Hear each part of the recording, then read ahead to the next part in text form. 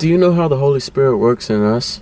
Find out today as I help you to answer that question. And stay for the full video as I share my experience with Him and what He's done in my life. Coming up.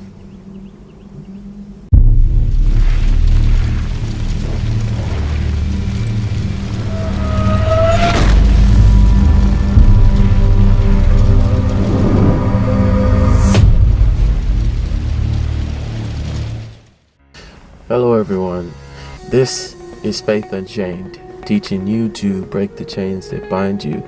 If you haven't already, and if you're new to this channel, I want you to do me a favor.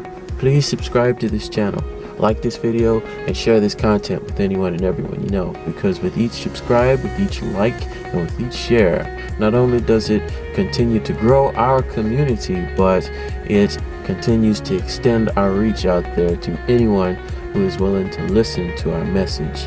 Again, welcome and thank you very much. Oftentimes we forget just who the Holy Spirit actually is. We forget that the Holy Spirit is God. And to say that you don't need the Holy Spirit in your daily life is to say that you don't need God. Salvation is a work of God, but not apart from our faith. And sanctification is also a work of God, but not apart from our obedience to Him. The goal of the Holy Spirit is to work on our internal transformation, and His job is to conform us to the person of Christ and shape us into His image. Now, as a Christian, we are commanded in Ephesians 5:18 to be filled with the Holy Spirit. The Holy Spirit isn't some experience that we chase after, because as a Christian, upon your conversion to being a Christian, the Holy Spirit was already given to you as stated in 1 Corinthians 12:13. If you claim to be a Christian, then every believer should have the Holy Spirit inside of them as stated in Romans 8:9. What it means to be filled by the Holy Spirit is to be guided by the Holy Spirit in all aspects of life. Now, a few things the Holy Spirit does by working in our heart and in our lives is conviction and helping us to realize our need for forgiveness. So let's break that down. The Holy Spirit draws us to Christ. It helps us to pray. It teaches us. It reminds us of God's perfect will when we sin, what to say when we are witnessing, and scriptures to encourage us. It guides us, provides the fruits of the Spirit, and it empowers us. And now another Unchained moment. These are my own personal experiences with whatever topic we might be going over that day. In today's case, the Holy Spirit. I go over my mistakes and what I've learned from them so that you take them, you hear them, and you're applying them to your life so you don't end up making the same mistakes that I did. This past week, I did a video on what makes a good marriage, and that the key to having a good marriage is to first be Spirit-filled. I was reading some of the comments, and I'd seen one that stood out, and it said that you don't need the Holy Spirit to save your marriage, and how my knowledge and beliefs about the Spirit was wrong, and I'm going to address that. My response is still yes, you must be filled with the Holy Spirit. Why? Because for a marriage to work, it must be one that's monitored and empowered by the Holy Spirit, who, let's not forget, is God. To say that you don't need Him is to reject God. It's because of the Holy Spirit that we're able to cast aside and overthrow our flesh, its sinful desire, and our own selfish nature. When we are Spirit-filled, love is kind, passionate, understanding, not controlling, demanding, or domineering. It's through the Holy Spirit that we're able to worship and sing a new song of redemption and be able to express the joy that we have because of it. It's through the Holy Spirit that we're able to give thanks even when trials and adversity find our way.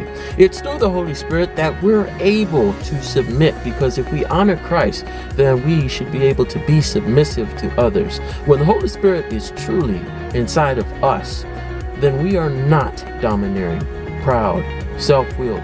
We don't live by our own agenda or our own self-glorification. we are truly made humble.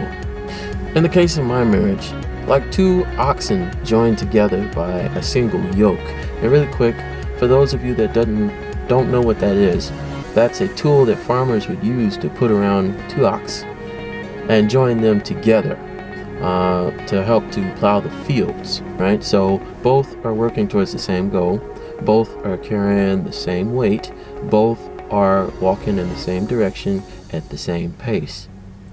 Now, in the case of my marriage, perhaps we were two different people trying to go in two different directions, and we both were hurting one another and choking one another. Or perhaps one was weaker than the other, and the stronger was left to carry the dead weight in which they had no business carrying alone. In either case, relationships take two people to make it work. Both might not be bad or malicious people, but if both are broken and beaten, this is what happens. You experience rejection. You experience bitterness. You experience anger, resentment towards one another. And what ends up happening is a stunt in your growth together. Because this is what happens. When you feel your spouse doesn't care about you, your natural human fleshly response is this: why should you care about what your spouse's needs are? Why should you care about what brings your spouse joy? Why should you care about what's going to increase your spouse's spiritual growth? You just stop altogether. Through the Holy Spirit, we're able to be submissive to our spouse's every need. And we're able to go in with the mindset of always desiring to do what's going to bring joy to your spouse and be beneficial to their increase in spiritual growth. So what I've learned is this: 1 Peter 3:1-2 makes it clear that through the Holy Spirit living inside of you, it empowers you to be the best spouse that you can be, to adorn the gospel and pray like nobody's business, even if your spouse opposes our message. That means even if they're not a Christian. Why?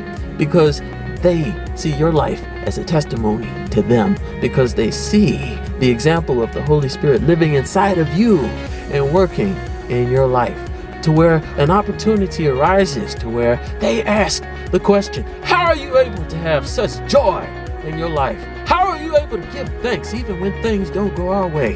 How are you able to be so humble? And in that moment, you can use it to tell them about a man named Jesus. Sanctification is a work of God, but not apart from our obedience to His word. We must demonstrate obedience to God, making you a better spouse, a better parent, a better sibling, and a better friend. Through God's Spirit living in you, you are given evidence of your sanctification in the fruits of the Spirit. And all of that is what makes this message a possibility. Guys, that's it for today's message. If you haven't already, go and check out last week's video, What Makes a Good Marriage. If you're new to this channel, or if you haven't already, what are you waiting for? Please click that subscribe button, like this video, and share this content with anyone you know, because with each subscribe, with each like, and with each share, it's helping to grow our community and extend our reach to anyone who is willing to listen to our message. I hope that I got through to somebody today. I hope that I was talking to somebody today. I hope that you heard this message. And if you have any questions, comments, or suggestions about this topic or any topic that you would like to know about, leave them down in the comment section below, and I'll do my best to get back to each and every one of you. Like us on Facebook, follow us on Instagram, visit our website, or contact me by email. Links, they'll be in the description below, or pop up somewhere on screen.